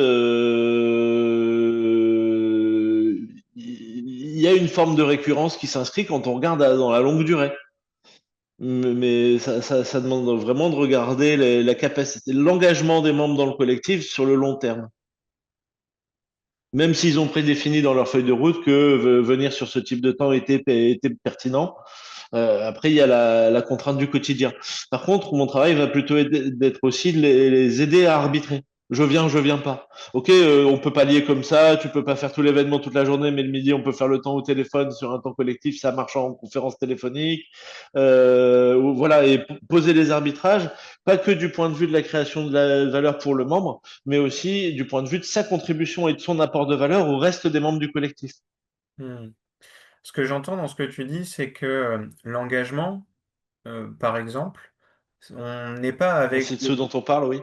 Il y a pas de personne qui naît avec de l'engagement dans le collectif iTunes. Ça se travaille. C'est pas inné, c'est pas naturel. Oui, De même que la compétence, de même que plein d'autres ressources immatérielles, j'aimerais raccrocher par la petite perche que tu me tends pour nous resituer sur le sujet du numérique. Le numérique, est-ce qu'il y a du numérique qui rend compétent et est-ce qu'il y a du numérique qui ne rend pas compétent? Est-ce que vous avez quelque chose à dire là-dessus tous les deux? Monsieur Chipot. Eh bien, alors, compétent, dans un certain sens, oui, je dirais, parce que, en fait, le numérique permet, en fait, un outil numérique permet de faire plus de choses. En tout cas, quand on nous demande voilà, une fonctionnalité, quelque chose, euh, la première approche va être de le faire le minimum vital, c'est-à-dire qu'on va faire le minimum du job à faire. Et par exemple, on veut tous des statistiques, par exemple. Tout le monde veut des statistiques. Dès le moment où on fait un produit numérique, il faut de la statistique. Voilà. Et donc, euh, on, on- la statistique, nous, ça nous fait beaucoup sourire, en tout cas, parce qu'on en fait à chaque fois, on en fait chaque fois, mais on se pose vraiment la question de l'utilité de la stat, quoi. Est-ce qu'on va vraiment la lire, etc. Et donc, cette question-là va nous amener à faire quelque chose de très simple au départ, puis en disant, ben voilà, on fait un indicateur. Et, ah, mais non, mais ça va pas aller parce qu'il m'en faut toujours, il m'en faut plus, quoi. Et donc, c'est là où cette approche-là en disant, ben, on te fait que ça, mais ça, vraiment, c'est le nécessaire dont tu as besoin. Ce premier indicateur-là, c'est le nécessaire, hein, et on est d'accord là-dessus, hein. Et, euh, après, ils vont en demander plus. Donc, c'est là où je me questionne, moi, sur cette fameuse compétence, comme la question, c'est de dire, est-ce qu'ils en veulent plus parce que l'outil leur a déjà donné ça, ils ont confiance en la stat, en l'indicateur, et donc ils veulent aller un cran plus loin, en fait. Et ce qui fait que c'est grâce à l'outil, et qui leur permet d'avoir du temps pour analyser une stat de plus. Voilà. Et donc c'est là où voilà, je me questionne par rapport à ça, où je dis potentiellement, en tout cas oui, ça peut le rendre plus compétent parce que ça lui fait gagner du temps, je reparle de temps, mais ça fait gagner en fait peut-être en pertinence, en tout cas sur un moment donné, qui fait gagner du temps, qui fait qu'il peut aller plus loin. Mais donc en tout cas, on complexifie toujours les outils numériques, on les complexifie toujours dans le temps. Plus on avance dans un développement, plus on avance dans un projet, plus ça devient complexe en fait. Parce que les premiers cailloux dans la godasse sont enlevés, et puis il y en a d'autres qui arrivent, et donc, mais ceux qui arrivent sont toujours plus complexes, en tout cas demandent plus d'informations, plus. Voilà. Et donc c'est là où on doit nous challenger pour est-ce que c'est vraiment du plus, est-ce qu'on doit y aller? Voilà. Et je me permets, avant qu'Anthony prenne la parole, est-ce que ça rend plus responsable du coup? Puisque c'est quand même le thème du jour. Ben, c'est la bonne question. C'est là où il faut challenger. C'est là où est le challenge en fait. C'est pas dans les premiers temps, c'est après. Anthony, Anthony, oui. est-ce que je Je- te ferai la coutume de parler de l'IA vu qu'il y a Non, une question dans le chat? pas maintenant. Déjà la question de la compétence, puisque c'est celle que tu poses. Pour répondre, je vais prendre un exemple de ce qui se passe et une allégorie de ce qu'il y a dans les projets numériques. Très souvent, quand on est prestataire, on entend un client qui nous passe une commande. Imaginons que la commande, là, c'est je, do- je dois avoir un outil pour creuser des trous. On sort du numérique, on imagine. Je dois avoir un outil pour creuser des trous, mais je ne dis pas à la personne qui va concevoir cet outil à quoi va servir le trou, quelle finalité de travail, quel enjeu de travail il y a derrière quand on va creuser le trou. Est-ce que c'est un trou pour faire une piscine olympique ou un trou pour faire un verger et planter 5 arbres comme ça au fond d'un jardin. Quand on n'a pas ça, le prestataire, vu les tendances, vu la dimension du tout numérique qui arrive, voilà, il dit, bah, on ne sait pas quel est le trou, qui peut le plus, peut le moins, je vais faire une pelleteuse comme outil. Euh, sauf que, comment dire, non, pas sauf que tout de suite. Et comme c'est un prestataire responsable au sens classique du terme, il dit, bah, je vais faire une pelleteuse électrique. Euh, voilà, on a optimisé, réduit quelques impacts de gaz à effet de serre parce que c'est une pelleteuse électrique et pas une pelleteuse à moteur à explosion. Imaginons que ça existe. Et en fait, s'il nous avait dit que c'était pour faire un verger et planter 5 arbres et pas faire une piscine olympique, et qu'on avait pu questionner les enjeux de travail des personnes qui vont faire le trou, on se serait peut-être rendu compte que la pelle suffisait amplement et qu'il n'y avait pas besoin de faire une pelleteuse électrique. On a juste besoin pour ces personnes-là d'une pelle. Bah, en fait, ça pose un problème environnemental parce qu'il n'y a pas, il y a rien à démontrer sur les différences d'impact entre une pelleteuse électrique et une pelle. Par contre, ça pose aussi un problème du point de vue de la compétence, Maxime, par rapport à ta question. Effectivement, pour manipuler la pelleteuse, la personne qui va faire le trou, il a besoin du permis pelleteuse et on crée en insérant un outil complexe d'usage. Je vais sortir un concept, désolé, mais on va pas contribuer à avoir un environnement capacitant pour la personne qui va faire le trou. Environnement de travail capacitant. On va plutôt avoir un environnement qui dégrade les capacités et les compétences de la personne qui va faire le trou. Je dis pas qu'il faut aller à l'appel tout le temps, mais il y a des questions à se poser et à surtout ne pas standardiser, à se poser les questions d'enjeu de travail, à se poser les questions d'orientation stratégique pour pouvoir déterminer quel est le bon outil et l'outil qui va rendre compétent la personne qui va faire ce trou. Génial, merci Anthony. Elodie a une question dans le chat. Alors j'ai l'impression qu'on a déjà parlé des enjeux de contractualisation. Peut-être que tu veux le préciser à l'oral, euh, Elodie? Je ne sais pas si elle peut s'exprimer. Là, vous Est-ce que- Tu es là? m'entendez ou pas? Oui, très bien. Ouais.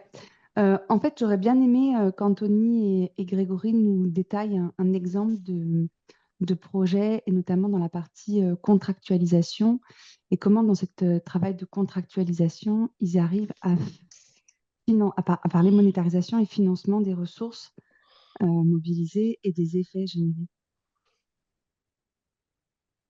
Merci. Bah, je vais reprendre la parole. Alors, moi, j'y suis. Alors, je suis pas encore à mon rêve.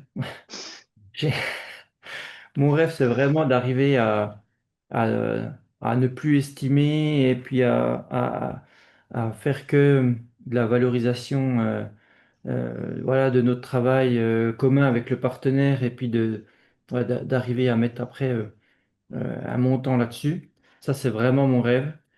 J'y suis pas encore, mais en tout cas, j'y travaille. C'est-à-dire que aujourd'hui déjà, je suis encore au, au paiement, alors une évaluation quand même à la journée, à l'heure. Donc j'y suis encore là-dessus. Ouais, je suis pas encore totalement aligné là-dessus, mais voilà, j'y suis encore. Mais par contre, quand on a déjà les premiers petits pas qu'on a fait en termes de changement, c'est-à-dire que euh, dans notre process de validation ouais, de nos réalisations, on ne va prendre en compte dans notre facturation que ce qui est validé. C'est-à-dire qu'on va livrer quelque chose, on va le faire tester et valider. On va accompagner à la validation. Et donc, dans ce que nous dit notre partenaire comme valider, nous dire OK, je suis OK là-dessus, on va prendre que ça. Tant que, s'il nous dit qu'il ne valide pas un élément, une fonctionnalité par exemple, ou une donnée, peu importe, eh bien, on va le remettre dans le process et on le facturera pas, quoi. Voilà. Et donc, ce qui fait que ça nous ramène à la responsabilité d'aller faire que des choses qui marchent déjà, et ensuite qu'on ne fait pas payer le débogage. Parce qu'en fait, on a aussi nous notre part de responsabilité, on prend en tout cas notre part de responsabilité dans des fois voilà, de l'anomalie qu'on peut générer. Et donc, on se dit, bah, pour travailler une valeur et être un peu plus transparent sur ce qu'on fait, eh ben, on ne fait pas payer le débogage. Et ça nous demande aussi à nous ben, de veiller à être plus performants, en tout cas, dans notre façon de faire. Euh, et puis, je reprends la question. Et en termes sur la partie facturation, eh bien, avant, enfin, je mettais quand même le nombre de jours, etc., et la liste des choses avec une quantité, etc. Aujourd'hui, ma quantité est à 1. Et je mets que un seul montant pour toute une liste de choses enfin pour toute une liste de choses que l'on a faites, quoi. Et je détaille plus le temps parce qu'en fait pour moi c'est la base pour qu'on soit nous viable dans notre chiffre d'affaires. Voilà, c'est la base de ce qu'on imagine. Voilà. Et après dans le point réussi, on re-questionne quand même ça régulièrement pour dire ben, est-ce qu'on est OK là-dessus? Et est-ce que si on génère plus de valeur, eh ben, comment ça pourrait être voilà, valorisé, monétisé, etc. Et donc ça l'est d'une part parce qu'en fait on a de la récurrence. Donc moi je le valorise déjà comme ça, c'est qu'on continue déjà à bosser avec le partenaire. Donc ça c'est déjà pour moi une valeur aussi voilà, monétaire, financière. Mais voilà, j'aimerais aller jusqu'à questionner vraiment l'impact voilà, de la réalisation dans le travail. Mais voilà, j'y suis pas encore, mais c'est mon rêve. L'année dernière, tu cheminais avec l'idée de pondérer le temps de travail par des différents critères Oui, de, des compétences que ça a mobilisées, de la oui, capacité à avoir été réactif, des choses comme ça. Comment tu as cheminé? Est-ce que tu peux déjà en parler ce matin et comment tu as cheminé avec ça? oui. Alors ça, on continue à le faire. Donc merci de m'amener sur ce point-là. Mais c'est un petit. Enfin, je vais essayer de faire simple et rapide. Alors, en tout cas, on évalue voilà, une demande, un besoin, un objectif, on va l'évaluer en temps, mais pas que. On va aussi mettre des pondérations qui sont la difficulté et l'incertitude. Parce que quand on nous fait une demande, ben, voilà, on ne sait pas comment ça va s'intégrer dans l'ensemble. Des fois, on a des doutes, etc. Et donc, on va pondérer, en fait, on va mettre une pondération euh, entre 1 et 5 sur cette incertitude. Et ensuite, sur la difficulté des choses à faire. Donc, on sur toute notre évaluation en fait, personnelle. En tout cas, c'est pas moi qui estime, c'est le développeur qui va faire, qui estime. Et donc, il va aussi évaluer la difficulté. Et donc, ça va nous mettre aussi une pondération de 1 à 5. Et donc, on va faire un mix entre le temps, la difficulté et l'incertitude qui va nous donner un nombre de points. Et donc, c'est pas mal utilisé dans l'agilité. Donc, on utilise la suite des Fibonacci pour ça. Et l'objet, c'est d'enlever la notion de temps sur quelque chose à faire et de le ramener à un point qui est plutôt un peu plus subjectif, en tout cas, dans l'objet de questionner différemment. Et après, ça, c'est. Voilà. Donc, ça, le développeur fait ce job-là. Et ensuite, il le challenge avec ses collègues dans une phase de planification de notre itération, dans l'objectif voilà, de bien être voilà, le plus juste possible. Et après, c'est là où on essaie de valoriser monétairement ces points, en fait, euh, de façon voilà, en euros, quoi. Mais ces Merci. points-là, en tout cas aujourd'hui, par rapport à la dernière fois, maintenant on les communique aux partenaires. C'est-à-dire qu'on dit ça, c'est 1 point, 2 points, 3 points ou 8 points. Et donc, c'est pas rien. À 8 points, c'est plus gros qu'un 5 points. Mais ça ne veut pas dire que ça prend le double de temps, ça ne veut pas dire que ça prend un tiers de temps de plus, etc. C'est-à-dire que c'est plus gros, quoi. Et donc, voilà, comme ça nous permet de manager un peu différemment le temps passé, quoi. Merci Grégory. Je vous informe juste pour qu'on finisse tous bien à l'heure qu'on va devoir commencer à regarder le temps, à respecter le temps.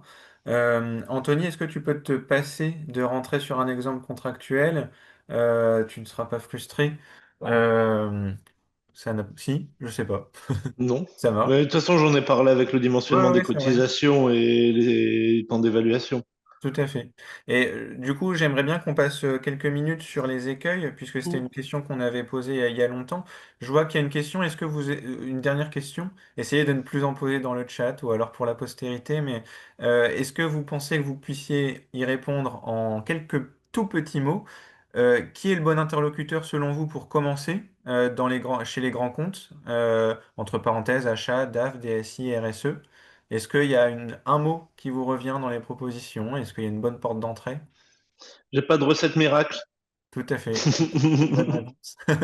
Et Bah, l'autre question, est-ce que les ESN, Sociétés de services informatiques, sont à l'écoute pour utiliser l'EFC comme outil de rétablissement des relations avec leurs clients et passage à un mode coopératif? Vous leur diriez quoi? Est-ce que les gens de l'informatique sont aptes, sont un bon terreau pour l'EFC? Moi, je pense, enfin, en tout cas, je pense que oui, parce que là, déjà, si les entreprises dans les ESN utilisent l'agilité, c'est déjà un premier pas pour moi, c'est-à-dire qu'on arrive à se questionner un peu différemment. Donc, moi, je pense que oui. Ok, il y a du déjà là comme partout. c'est vrai. Mais oui. Et tout le monde a une dimension servicielle et tout le monde a une dimension industrielle dans son travail et dans son modèle. Euh, pour autant, point de vigilance, il y a quand même beaucoup du travail relationnel des techniciens, des gens plutôt en relation avec le métier, des commerciaux, etc., qui est très individualisé et il y a une forte logique de marchandisation.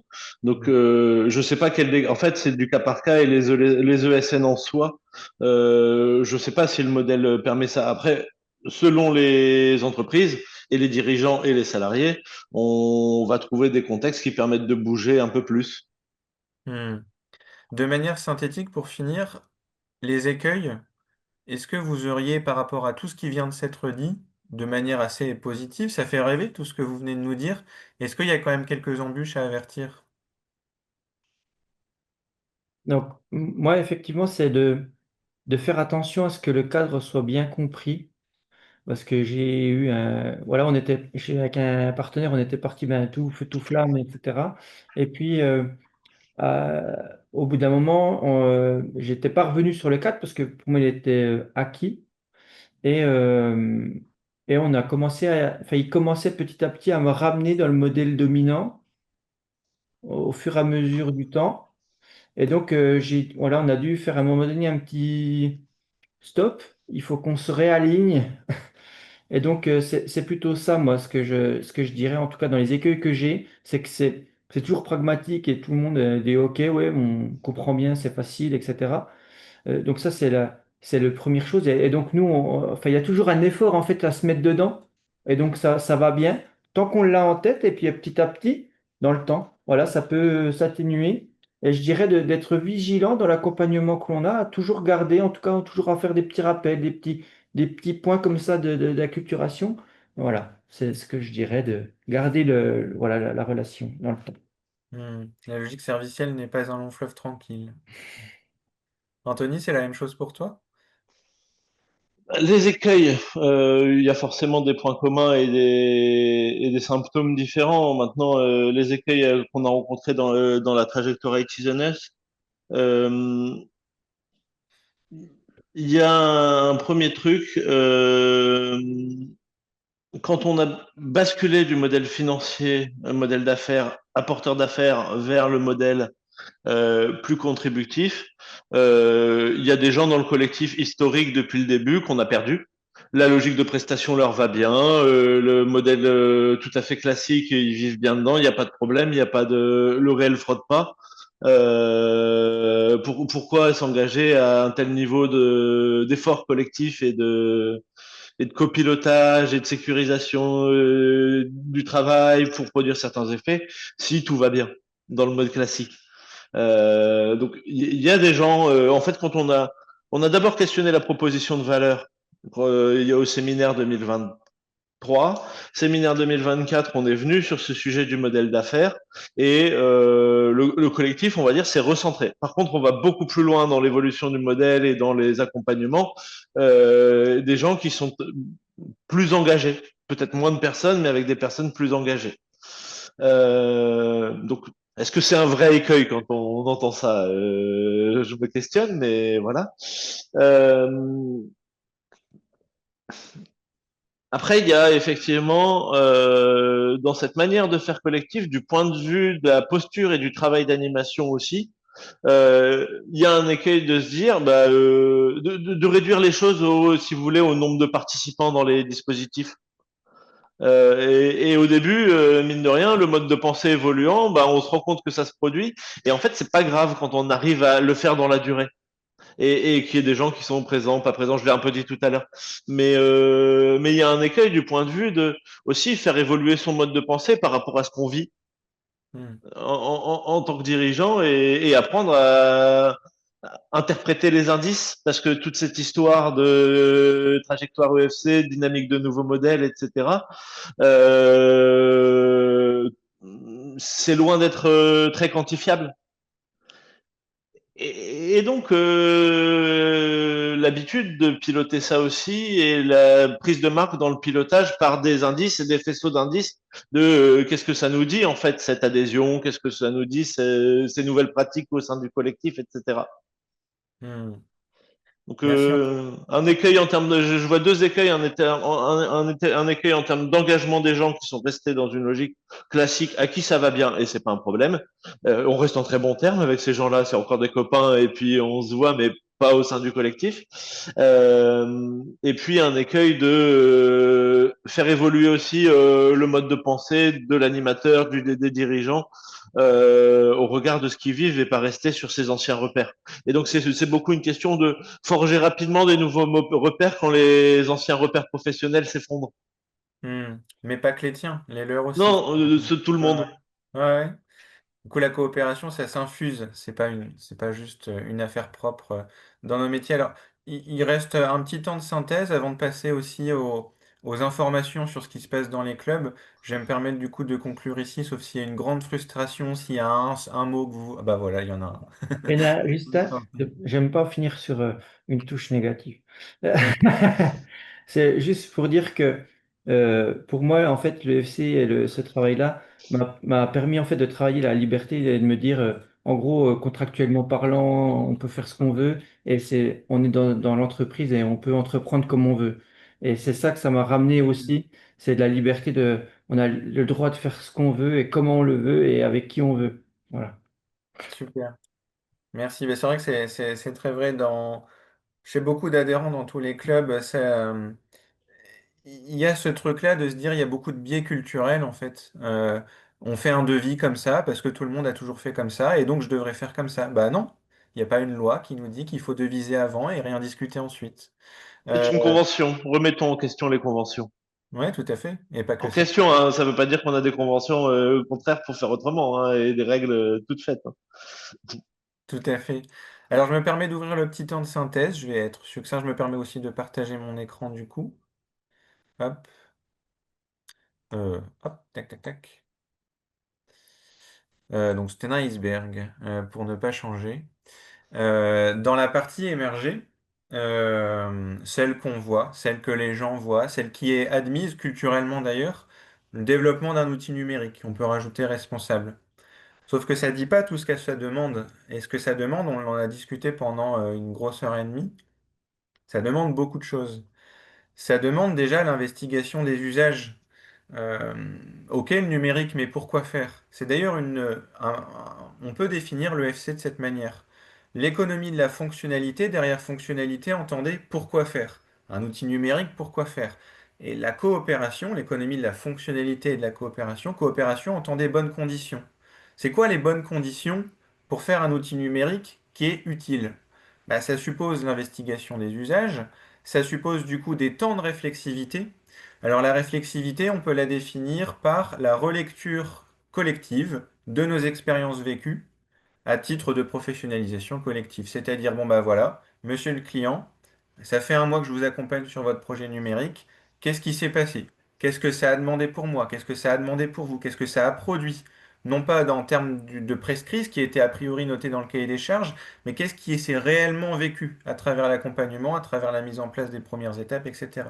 Et comment ça nous remobilise? Mais que ça nous remobilise partout, y compris dans les logiques contractuelles. Et donc, j'ai entendu le mot dépense acceptable, j'ai entendu la formulation mise en discussion de la valeur.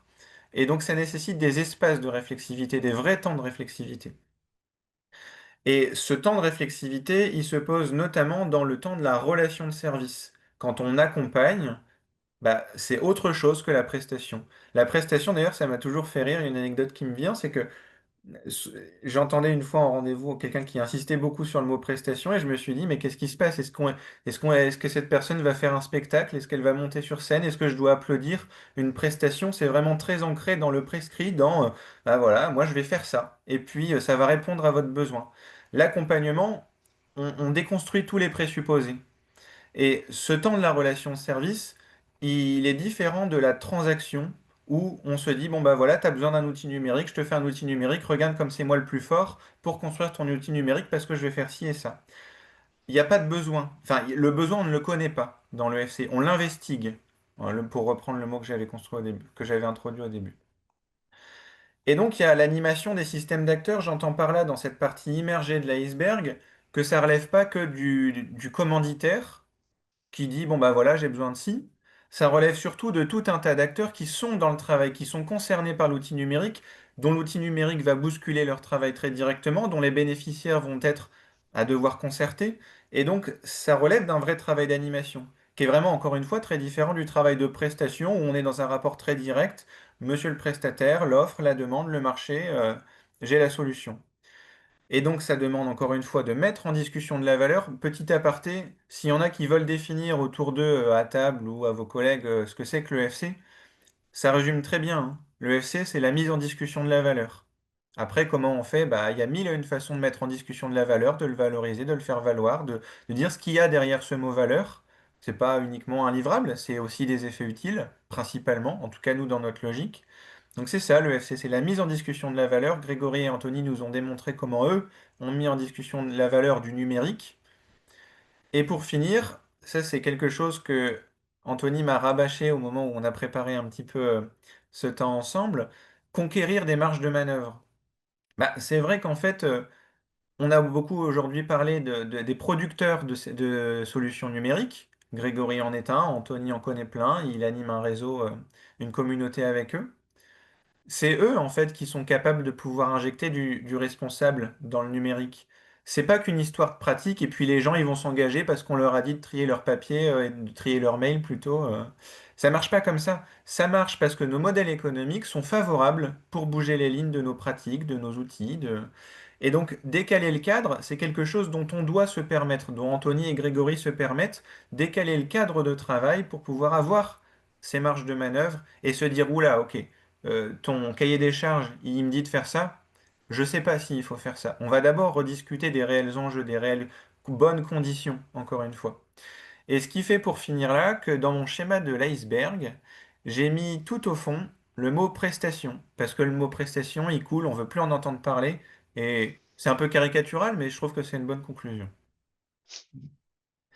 Pour les suites, je sais pas si Colline, tu veux reprendre la main.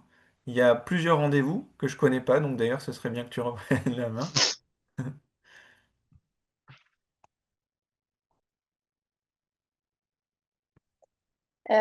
Oui, du coup, pour les suites, il y aura une petite pause de Voix de Pionnier au mois d'août. On se retrouve du coup en septembre avec un témoin de Nouvelle-Aquitaine qui est Malutan Collectivité.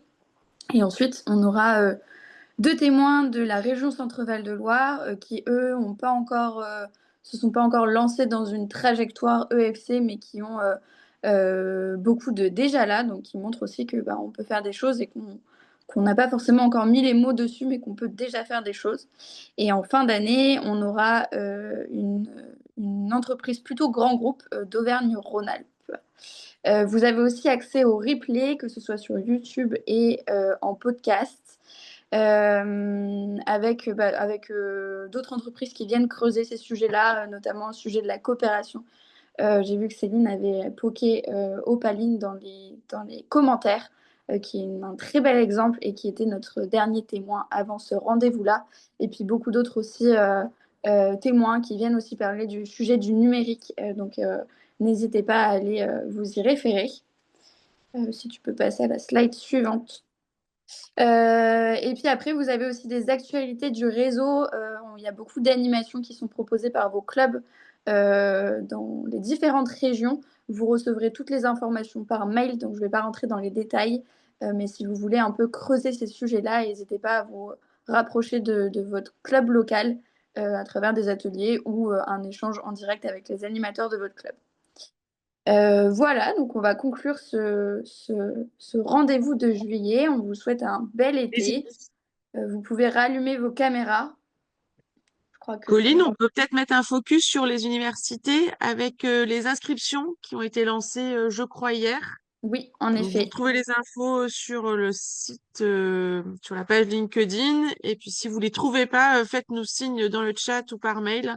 Ouais. On Et puis vous ça vous enverra. sera renvoyé aussi par mail le lien d'inscription pour nous rejoindre du coup les 20 et 21 novembre à l'événement qui réunit tous les acteurs de l'EFC et les acteurs en transition économique. On se retrouve cette année à Bordeaux, du coup.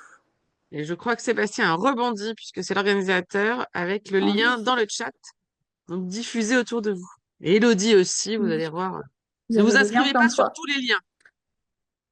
Oh, je clique dessus comme si j'avais oublié que c'était mon écran qui était partagé. Pardon. Bon, au moins vous le voyez.